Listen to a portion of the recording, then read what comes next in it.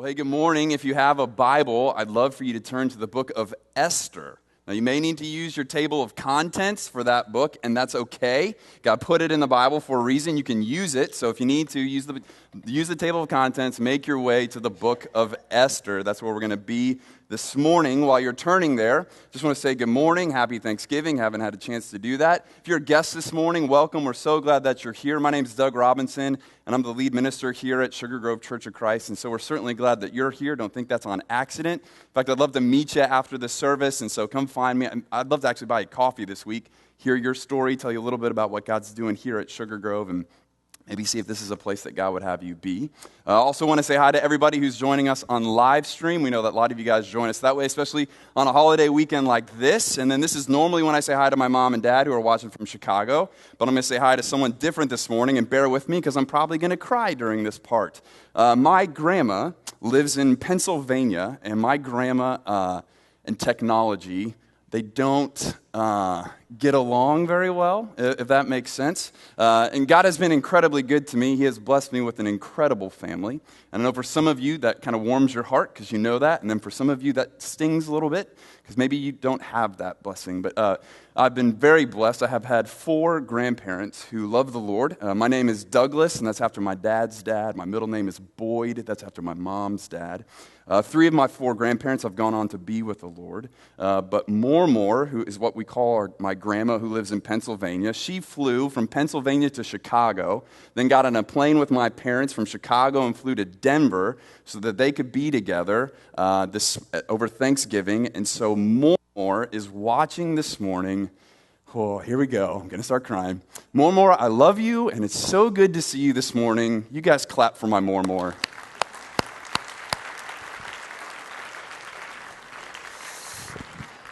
Too much turkey, I think. And hey, like this isn't in my notes or anything, but let me just say this. My value for and I got to be careful how I say this and make sure I don't look at anybody in the eye. If you are around the age of my grandma, and again, I'm not looking at anybody, so if I make eye contact with you, I'm not saying that's how old you are. So just please give me grace here. But if you're around my grandma's age, I know that for some of you, I imagine 2016 here at Sugar Grove has been marked by the word change. I get that. In fact, in some ways, I might even be the face of that word, right? New preacher. There's been some changes. And I can't tell you how much it means to me that you are sitting in here in this room this morning. You are vital to the family here at Sugar Grove Church of Christ. You are beyond vital to the kingdom of God. And I know change is hard. I know change is difficult. It's change. No one really likes it, right? But so thank you. So many of you have offered words of encouragement to Aubrey and I. I've gotten text messages from you and emails from you that have just said you're praying for my family. It means the world to me. You are so vital to what God's doing in this place, and we need you. We desperately need you to be a part of the mission and vision here. And so I love you both. I love you all. Again, I'm not looking at anybody, so if I think everyone in this room is 31, and so I'm not saying anybody's that old or anything, but thank you for being a part of this and sticking through the change. I know it's been difficult, but man, it means the world to me, that's for sure. Okay. We're going to do a sermon now. So we're in a series called True and Better. We've been doing it for the last 2 months, and at the beginning of this series, we read out of the book of Luke chapter 24. Jesus has been crucified, buried, and has risen again, and Jesus stumbles upon 2 disciples on a road that are having a conversation about what has just transpired, except they haven't really clued in that Jesus has risen from the dead. In fact, Jesus kind of finds them down in the dumps, and we pick it up here in Luke chapter 24, verse 19, they were saying to Jesus, these 2 disciples, that they had hoped that Jesus was the one to redeem Israel. Yes, and besides all this, they're saying to Jesus, it's now the 3rd day since these things have happened. Moreover, some women of our company amazed us. They were at the tomb early in the morning, and when they did not find his body, they came back saying that they had even seen a vision of angels who said that Jesus was alive. Some of those who were with us went to the tomb and found it, just as the women had said, but Jesus we did not see. They did not see. And so Jesus says to them, O foolish ones, and slow of heart to believe all that the prophets have spoken? Was it not necessary that Christ should suffer these things and enter into his glory?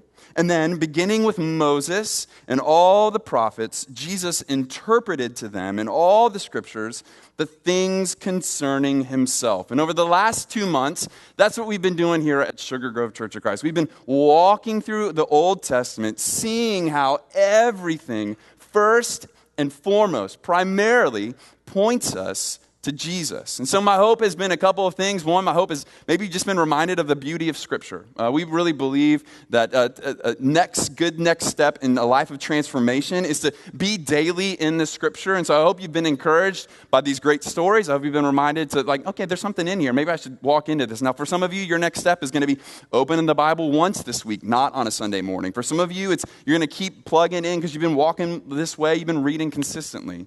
My hope has been also that we've kind of gotten a great lens on how we here at Sugar Grove will always approach Scripture. We're always going to ask, first and foremost, how does this point me to Jesus? How does this tell me about the character and very nature of Jesus? How does this help me see who he is and what he's accomplished on the cross through his death, burial, and resurrection? First and foremost, that's the primary lens. And so I hope this has been an encouragement to your faith.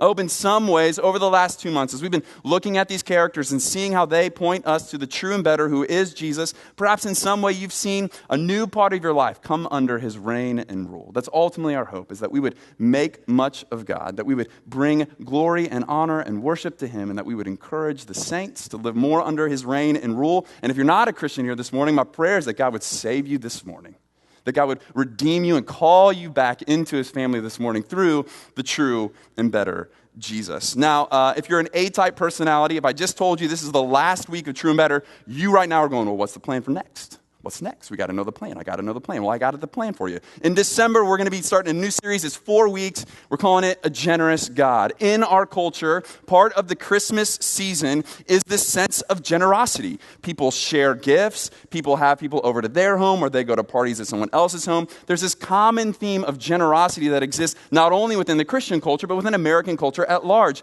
And we don't believe that's on accident. In fact, we believe generosity comes from the very heart of God. And so we kind of want to tap into that idea by taking 4 weeks in December and looking how generosity flows throughout the Christmas story. By the way, this is a great time for you to invite that neighbor that every time I mention your neighbor or coworker or bandmate or classmate, you always have that person pop into your head. This is the series to do it. Christmas is still a time where a lot of people think, especially here in the Bible Belt, maybe I should go back to church, and they're waiting for a Jonah to go into Nineveh, if you were here last week, and say, hey, why don't you come to church with us? Now, if you don't know my story, you know that, if you do know my story, you know that I grew up a little bit Baptist, and so my Baptist heart loves that. Did you see this? It's A Generous God, AGG, and then every title for the next 4 weeks is AGG. That just anybody else's heart just full with happiness, just me. Okay, very good. So we're going to generous genealogy, a generous greeting, a generous gift, and a generous gospel. And as you can see, we got some things happening during the month of December. I kind of want to point you to a couple of them. Number one, if you were here last week, you heard about our financial report that we released this last week. Thank you so much for all of you who checked into that and then provided some feedback to let us know that you've looked at it. If you did not get the email that sent you to the financial report, come find me after the service. I will send it to you. It's important that everybody takes a look at that. One of the things that we talked about within that financial report is a loan that we inherited about 4 or 5 years ago. Sugar Grove Christian School did a massive expansion on our campus, about $1 million project. We got a gym, we got classes, we got more space, we got the shower, bathroom thing. It's incredible. And over the last 4 or 5 years, they spent about $800,000 paying down that $1 million project.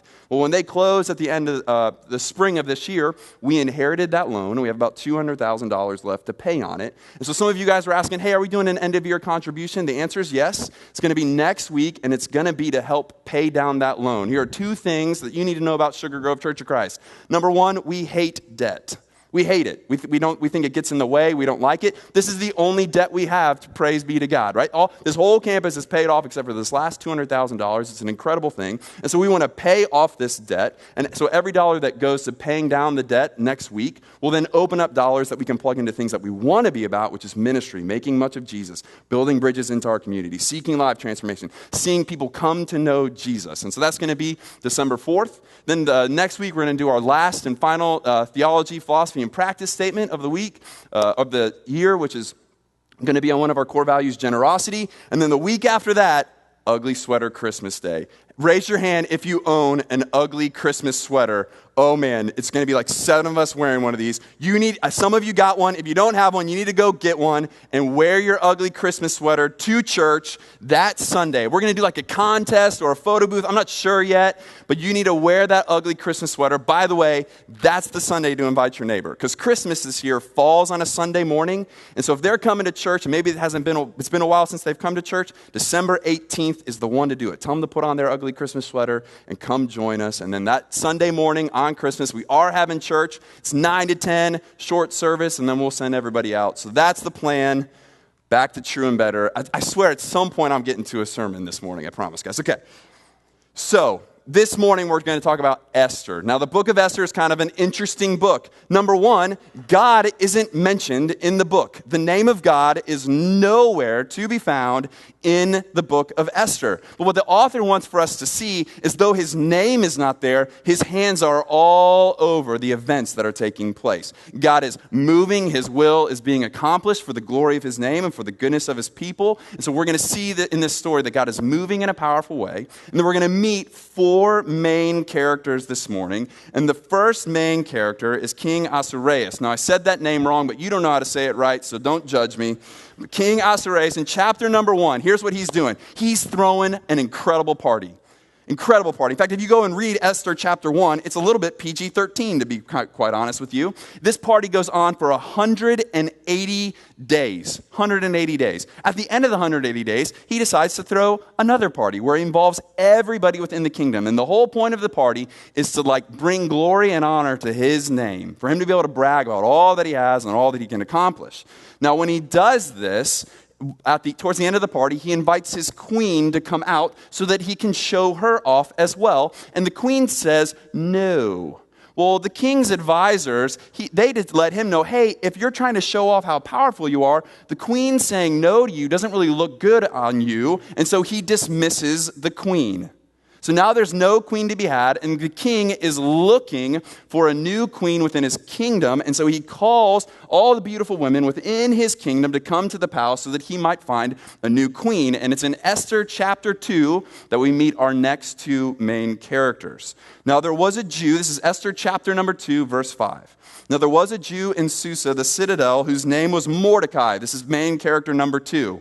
The son of Jair, son of Shimi, son of Kish, a Benjamite, who had been carried away from Jerusalem among the captives carried away with Jeconiah, king of Judah, whom Nebuchadnezzar, king of Babylon, had carried away. When he was bringing up Hadesh, that is Esther, here's our third main character, Esther, the daughter of his uncle, for she had neither father nor mother. The young woman had a beautiful figure and was lovely to look at, and when her father and mother died, Mordecai took her as her own daughter. So Esther is adopted into Mordecai's family. So when the king's order and his edict were proclaimed, and when many young women were gathered in Susa, the citadel, in custody of Hegai, Esther was also taken into the king's palace and put in custody of Hegai, who had charge of the women. Do you see what's just happened here? We have a couple of Jews living within the kingdom. Esther, an orphaned girl, is adopted by her Jewish uncle Mordecai. And within a couple of sentences, she now finds herself within the king's palace. So she goes from orphan outcast to within the king's palace. And then very quickly we learn that out of all the women, the king chooses Esther. And now Esther is the queen. So from orphaned Jew in the city to within the palace, queen. There's a massive change that takes place. And then in Esther chapter 2, verse 20, we see that God provides an opportunity for Mordecai to step in and really make a big difference. Esther we learn, had not made known her kindred or her people as Mordecai had commanded her. What does that mean? Esther hadn't told the king that she is a Jew and that her family is Jewish, because Mordecai told her not to, and Esther obeyed Mordecai just as when she had brought him up. Now in those days, as Mordecai was sitting at the king's gate, Bigthan and Teresh, two of the king's eunuchs who guarded the threshold, they became angry and sought to lay hands on the king. Notice I didn't pronounce his name. And this came to the knowledge of Mordecai.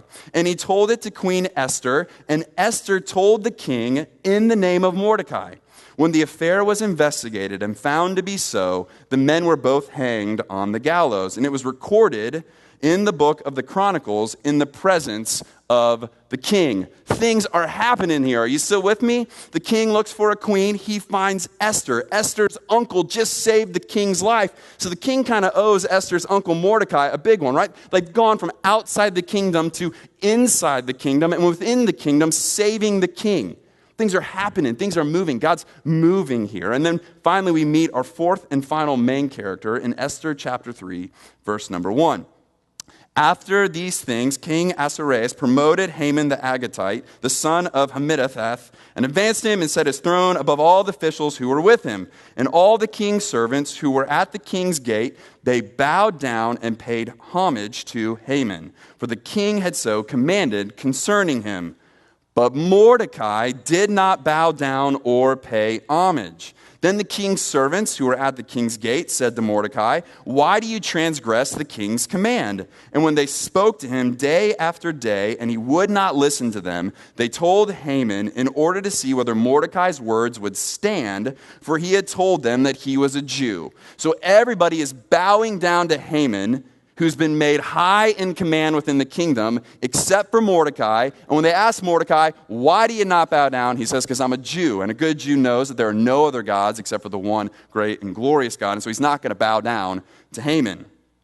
And when Haman saw that Mordecai did not bow down or pay homage to him, Haman was filled with fury. And remember, he's powerful within the kingdom, so he can do something with this fury. And here we read what he's going to do.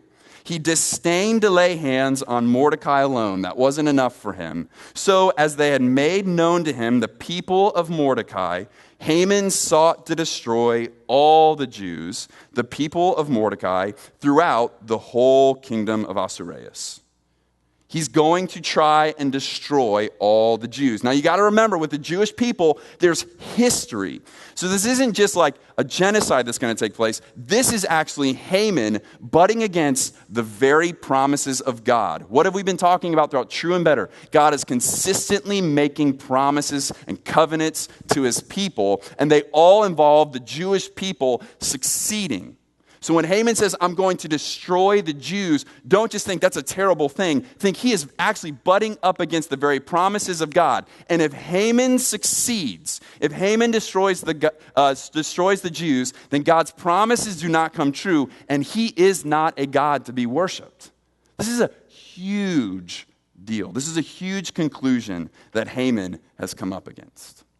So now we learn that Haman gets permission from the king, and a royal decree goes out that says at a future time, all the Jews will be killed. This is obviously bad news for Mordecai and Esther. And we read about a conversation that they have in Esther chapter 4, starting in verse number 6. Now, Hathach went out to Mordecai in the open square of the city in front of the king's gates, and Mordecai told him all that had happened to him, and the exact sum of money that Haman had promised to pay into the king's treasuries for the destruction of the Jews. Mordecai also gave him a copy of the written decree issued in Susa for their destruction, that he might show it to Esther and explain it to her and command her to go to the king to beg his favor and plead with him on behalf of her people. So up until this point, Queen Esther has yet to tell the king that she's a Jew, and Mordecai says, now's the time. This decree's gone out. Haman's going to try and kill all the Jews. You got to go in there. You got to say something to the king. Well, when they tell Esther what Mordecai had said, Esther spoke to Hathach and commanded him to go to Mordecai and say, "Hey, sweet idea, but there's a major problem that you're forgetting about.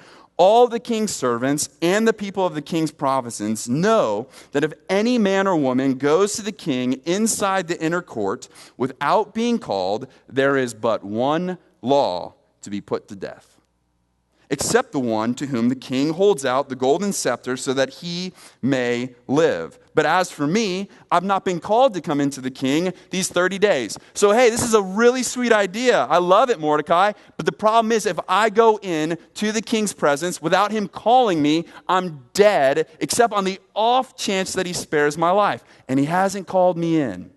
So there's a high risk to Esther going in without being called in. And so she lays that out for Mordecai.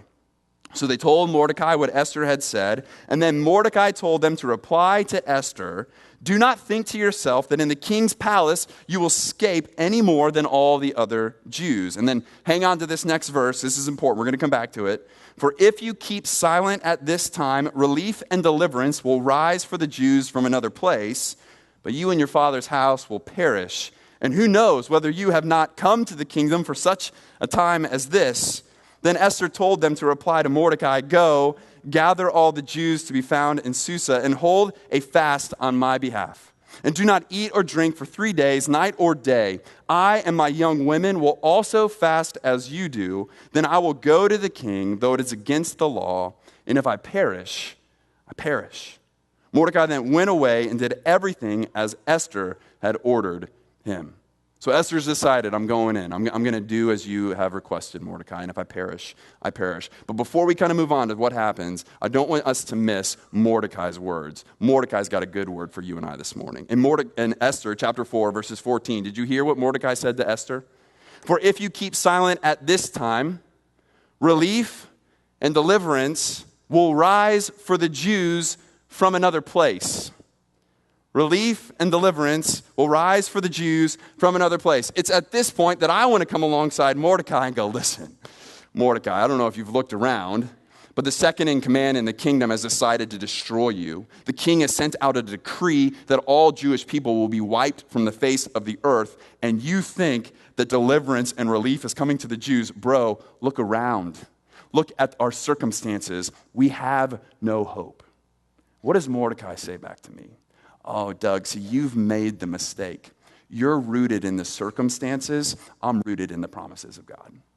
Do you see the difference? I want to look around and say, well, clearly, God, you're stuck. You can't do anything. Decrees have been made. Royal things have been said. The king has said it's okay. We're done. And what Mordecai encourages you and encourages me to see is don't let your circumstances dictate whether you believe in the God who says he is, who he is. Rather, root yourself not in circumstances, but in the very promises of God. And I don't know about you, but for me, this is when my anxiety kicks in the most. When I take my eyes off of the very promises of God, I put them on my circumstances or future circumstances that have yet to happen, when I begin to imagine how things could go wrong and go wrong and go wrong and go wrong, and very quickly my eyes fall off of the very promises of God, and they start to look at all the circumstances, and I lose all hope. We can't be a people that walk this way. Rather, we need to be a people who are rooted in the very promises of God. And so this morning, I just want to encourage you this morning. Maybe you're like me looking at the circumstances. Maybe you look around and there's no hope. I want to encourage you to remember some of the promises of God. And so I've brought with me a couple of verses just to lay out before you this morning. This is Deuteronomy chapter number 31, verse 6. "Be strong and courageous. Do not be afraid or terrified because of them. For the Lord your God, he is with you, Sugar Grove. He will never leave you, Sugar Grove, and he will certainly never forsake you." This is the promises of God. Or in Psalms 103, 11 and 12, "For as high as the heavens are above the earth, so great is his steadfast love towards those who fear him. As far as the east is from the west, so far does he remove our transgressions from us." Here's John 3:16 and 17, "For God so loved the world that he gave his only son, that whoever believes in him shall not perish, but have eternal life. For God did not send his son into the world to condemn the world, but in order that the world might be saved through him." Here's Ephesians 2, 4 through 5. "But God, who is rich in mercy, because of the great love in which he loved us, even when we were dead in our trespasses, he made us alive together with Christ. By grace you have been saved." Have you noticed that none of this has anything to do with whether you and I succeed today? Have you noticed that our obedience has nothing to do with these promises? Have you noticed that our circumstances, good or bad, have nothing to do with the promises of God? It's rather who he is. It's the very nature of who he is that all these promises are rooted in, and that's good news. Here's 1 Peter 5, 6 through 7. Humble yourselves, therefore, under the mighty hand of God, so that at the proper time he may exalt you. Cast all your anxieties on him. He cares for you. Like, turn to your neighbor and say, he cares for you, please. Like, turn to your other neighbor and say, he cares for you. Like, the God of the universe, the God who set everything into motion with just words, he cares for you. Not based on whether you obey today or not, whether you check all the boxes or not. He cares for you. Root yourself in that promise. And finally, Revelation chapter 21, verse 4, he will wipe away every tear one day. He will wipe away every tear from our eyes.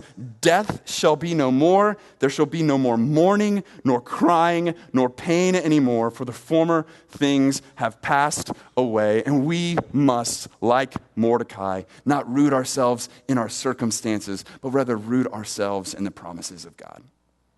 C.S. Lewis, in one of his books called Till We Have Faces, he's talking about prayer. And I love this little insight that he gives that helps me reorient. Most of the time, my prayers are about my circumstances. Most of the time, my prayers are, hey, God, fix my circumstances, not, I want to see you. And listen to what Lewis has to say. I know now, Lord, why you utter no answer. You are yourself the answer. Before your face, questions die away. What other answer would suffice? He is our answer. It's his nature that is our answer. This is why Paul, in one of his letters, will say, to live is Christ. And they say, well, we'll kill you. And he says, well, to die is gain. It's not circumstances, it's who God is. Charles Spurgeon, a pastor, will say, I have learned to kiss the waves that throw me against the rock of my salvation. If whatever is happening in my life throws me back to Jesus, then praise be to God, because I don't want to be rooted in my circumstances. I want to be rooted in the rock of my salvation. And this is what Mordecai says when nothing is going right. He says, Esther, I think God might have you here for a reason. I think God might have you here for a purpose. But don't for a second think that it's all riding on you. It's actually all riding on God. And because of that, I can be confident that the Jews will be saved one way or the other. Now, we got to get moving here. I'm going way too long. Okay, here's some highlights from chapter number 5 as the story continues. Esther goes into the king, and she finds favor with the king. And she invites both Haman and the king to a feast, and they oblige, and they come. And at that feast, there are plans made for a second feast. Haman leaves this feast thinking so much of himself that he then decides that he's going to take out Mordecai as well, and so he builds a gallows to kill Mordecai. Now, the second feast comes up, and here are the highlights then of this one. Esther hosts the second feast with King and Haman. Esther asks the king to stop Haman's plan. Esther speaks up. Esther says, hey, like on behalf of her people, she speaks up, and the king stops Haman. And the king has him hanged on the gallows that Haman had built for Mordecai. Again, no mention of God, yet he's moving on behalf of his people within the story. And then in chapter 8, we pick it back up because the king is taking care of Haman, but he is yet to take care of the decree that's still out there that says we can kill all the Jews. So on that day in chapter 8, on that day, King Reyes gave to Queen Esther the house of Haman, the enemy of the Jews. And Mordecai came before the king, for Esther had told what he was to her. And the king took off his signet ring, which he had taken from Haman, and gave it to Mordecai. And Esther set Mordecai over the house of Haman. Then Esther spoke again to the king. She fell at his feet and wept and pleaded with him to avert the evil plan of Haman the Agagite, to the plot that he had devised against the Jews. When the king held out the golden scepter to Esther a second time, Esther rose and stood before the king, and she said, if it please the king, and if I found favor in his sight, and if this seems right before the king, and I am pleasing in his eyes, let an order be written to revoke the letters devised by Haman the Agagite, the son of Hammedatha, which he wrote to destroy the Jews who are in all the provinces of the king. For how can I bear to see the calamity that is coming to my people? Or how can I bear to see the destruction of my kindred? Then King Reyes said to Queen Esther and to Mordecai the Jew, "Behold, I have given Esther the house of Haman, and they have hanged him on the gallows because he intended to lay hands on the Jews. But you may write as you please with regard to the Jews in the name of the king, and seal it with the king's ring. For an edict written in the name of the king and sealed with the king's ring cannot be revoked." And Esther and Mordecai, they write an edict. It's sent out in the name of the king, and God, through Esther and through Mordecai, saves his people yet again because his promises ring true. Because as Mordecai said, it's not about the circumstances. I don't know if the king is going to offer you grace, but I know the promises of God always ring true, and they do here again. Very quickly, let's wrap up because this whole series is Esther isn't like so be brave and go into that place that you're literally worried about going into. It's about pointing us to Jesus. And there are three beautiful ways that Esther and her story point us to Jesus. Number one, Esther risked her royal position, but Jesus, he relinquished his status for his people. Here's Philippians 2, 6 through 8. Jesus, being in the very nature of God, he did not consider equality with God something to be used to his own advantage. Rather, he made himself nothing by taking the very nature of a servant, being made in human likeness, and being found in appearance as a man. Jesus humbled himself by becoming obedient to death, even death on a cross. Esther risked her life, but Jesus, he gave his life for you and for me. Romans 5, 6 through 8. You see, at just the right time, while we were still powerless, Christ died for the ungodly. That's you and me. Very rarely will anyone die for a righteous person, though for a good person, someone might possibly dare to die. But God demonstrates his own love for us in this. While we were still sinners, Christ died for us. He is the true and better Esther. And third and finally, Esther temporarily spared death. But Jesus spares death eternally. You know what happened to all the Jews that Esther saved? They eventually died. But what Jesus does has eternal consequences. And our death is eternally spared as we find life in him. Here's John 10, 27 through 30. These are Jesus' words. "My sheep listen to my voice. I know them and they follow me. I, Jesus, give them eternal life, and they shall never perish. No one will snatch them out of my hand. My Father who has given them to me is greater than all. No one can snatch them out of my Father's hand. I and the Father are one." Oh man, might we rest in that promise this morning. That Jesus, the true and better Esther, he relinquishes his status for us. He gives his life for us, and he spares death eternally through his death, burial, and resurrection. I want us to wrap up this morning by watching a video. It's going to go and give us a good review over the last 2 months. Talking about most of the stories that we walked through, a couple stories that we didn't have a chance to. Maybe we'll do a true and better part 2 in a couple of years, and we'll look at even more and more stories within the Old Testament. My prayer this morning, my prayer for this series has been that we would be a people who see that Jesus is the true and better. That we would be a people who have confidence in the promises of God and walk not based on our circumstances, but based on who he is. May we go forth from this place, Sugar Grove, rooted in the rock of our salvation.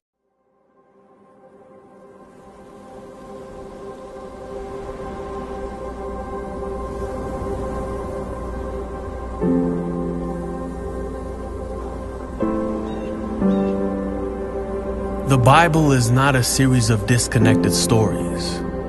It is a single narrative in which every story, every character points beyond itself to one who is greater. The story of Adam and Eve is not just about the first man and woman. There is a true and better Adam who passed the test in the garden and whose obedience is ascribed to us. There is a true and better Abel who, though innocently slain, has blood that cries out, not for our condemnation, but for our acquittal. There is a true and better Abraham who answered the call of God to leave all the comfortable and familiar and go out into the void to create a new people of God. There is a true and better Isaac, the son of laughter, of grace, who was not just offered up by his Father on the mount, but was truly sacrificed for us all. There is a true and better Jacob, who wrestled and took the blow of justice we deserve, so we, like Jacob, only receive the wounds of grace that wake us up and discipline us. There is a true and better Joseph, who at the right hand of the king forgives those who betrayed and sold him and uses his new power to save them. There is a true and better Moses, who stands in the gap between the people and the Lord and who mediates a new covenant. There is a true and better rock of Moses, who struck with the rod of God's justice now gives us water in the desert. There is a true and better Job, the truly innocent sufferer, who then intercedes for and saves his foolish friends. There is a true and better David, whose victory becomes his people's victory, though they never lifted a stone to accomplish it themselves. There is a true and better Esther, who didn't just risk losing an earthly palace, but lost the ultimate heavenly one, who didn't just risk his life, but gave his life to save his people. There is a true and better Jonah, who was cast out into the storm so that we could be brought in. There is a true and better Passover lamb, innocent, perfect, helpless, slain so the angel of death will pass over us. He's the true temple, the true prophet, the true priest, the true king, the true sacrifice, the true lamb, the true light, and the true bread. The Bible is not a series of disconnected stories. It is a single narrative that points to one person, Jesus.